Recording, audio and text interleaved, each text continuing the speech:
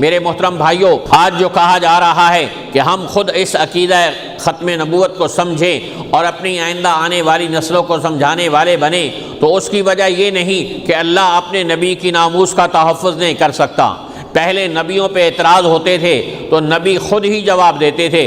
ایک نبی کو قوم نے کہا کہ تم ہمیں گمراہ لگتے ہو، وہ خود قوم کو اپنی صفائی میں کہنے لگے یا قوم لیس بی ضلالہ، اے میری قوم میں گمراہ نہیں ہوں۔ ایک نبی کو قوم نے کہا کہ ہم آپ کو دیکھتے ہیں پاگل نظر آتے ہو آپ ہمیں، وہ خود اپنی صفائی میں کہتے ہیں یا قوم لیس بی سفاہہ، اے میری قوم میں پاگل نہیں ہوں۔ لیکن جب باری آئی آمنہ کے لال کی، مکہ کے در یتیم کی، والضحیٰ کے چہرے والے کی، واللیل کی زلفوں والے کی، الم نشرح لک صدرک کے سینے والے کی، اور ما زاغ البصر کے آنکھوں والے کی، جب باری آئی ید اللہ والے ہاتھوں کی، تو اس وقت اللہ نے خود دفاع کیا، نبی پر دفاع نہیں چھوڑا۔ لوگوں نے کہا لست مرسلا، آپ تو ہمیں رسول نہیں لگتے ہو۔ اللہ نے قرآن میں قسم کھا کے کہا یاسین والقرآن الحکیم انک لمن المرسلین، اے بد زبانو اپنی زبان کو لگام دو،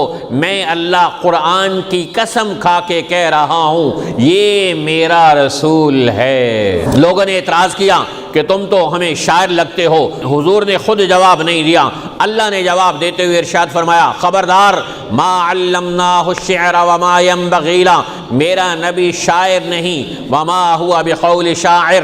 لوگوں نے کہا کہ اے محمد تم ہمیں کاہن لگتے ہو، اللہ نے تردید کرتے ہوئے جواب دیا وما ہوا بقول کاہن، میرا نبی کاہن نہیں۔ لوگوں نے کہا جادوگر لگتے ہو، تو اللہ نے تردید کرتے ہوئے جواب دیتے ہوئے ارشاد فرمایا نہیں، میرا محبوب جادوگر بھی نہیں۔ تو لوگ اعتراض کرتے چلے گئے، اللہ عرش سے جواب دیتا چلا گیا۔ فرش سے اعتراض ہوتے ہیں، عرش سے بیٹھا اللہ جواب دے رہا ہے۔